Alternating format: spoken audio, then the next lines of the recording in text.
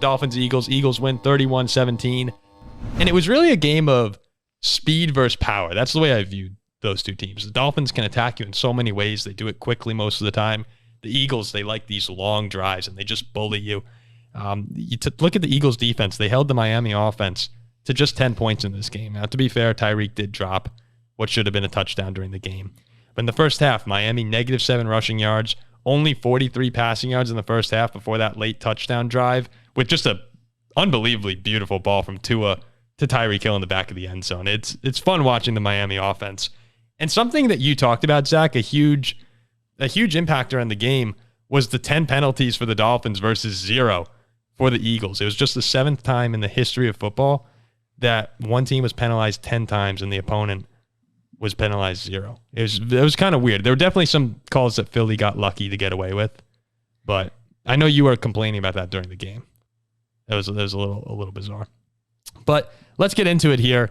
My takeaway on Philadelphia in this game is this unit they're just so imposing.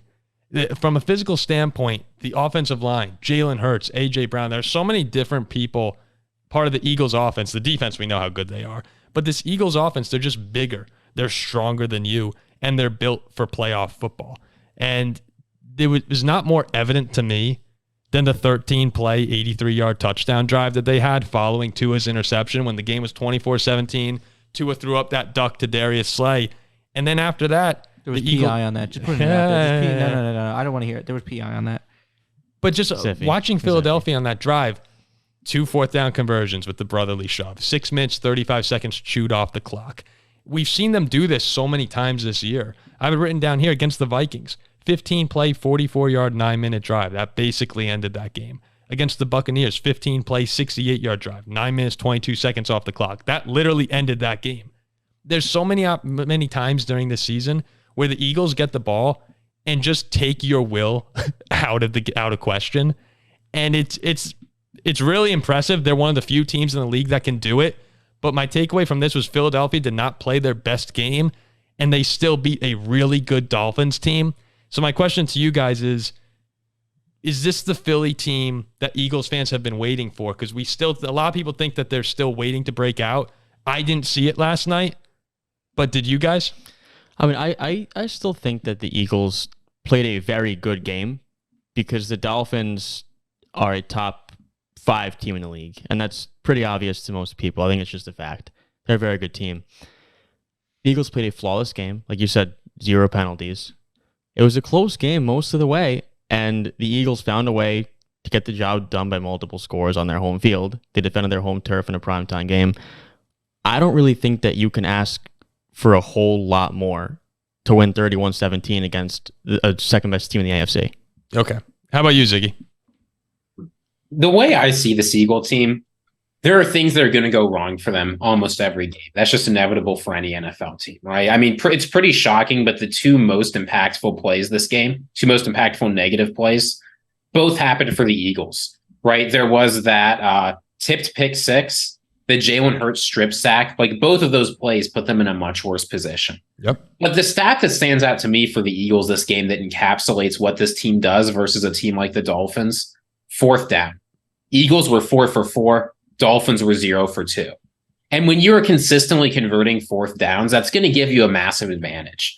Now, you talked about size, right? This Dolphins team is just not equipped to convert 4th downs. That's not what they do, right? They're there for 60-yard touchdowns, not for 6-inch shoves. So, like, when Tyreek, the longest play that's really positive for you tonight is a 29-yard Tyreek Hill touchdown. That sounds good, but it's not going to be enough to win.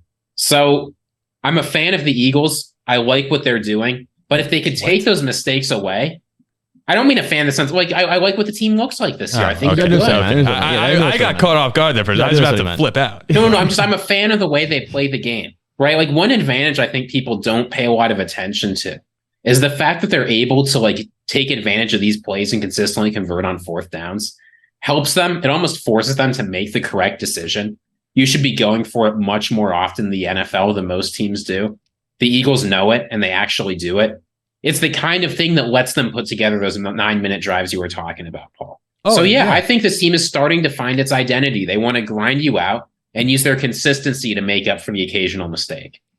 I thought that Jalen Hurts still had a couple big turnovers in this game, which some people think it's a problem. I don't. I think he's just fine. He responded 10 of 13, 115 yards, a touchdown, 3 rushing first downs, 2 touchdown drives right after that, pick 6. So he responded brilliantly to that. But a lot of times with the Eagles, and I agree with you completely, Ziggy, they make plays when they have to.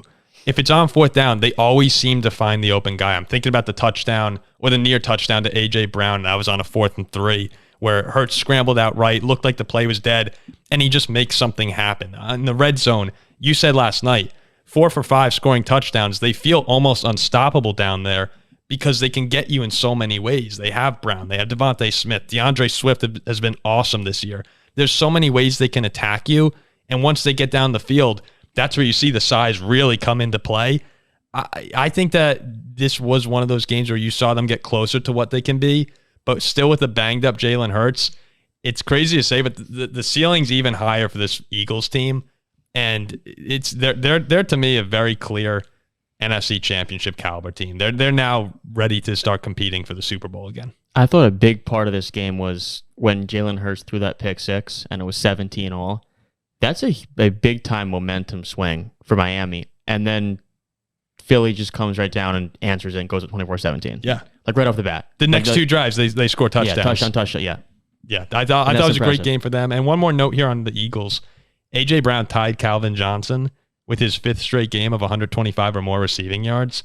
He's been, if you haven't been watching what A.J. Brown's doing this season, he's been unbelievable. Go check your fantasy app. His numbers have just been off the charts here. He's unstoppable.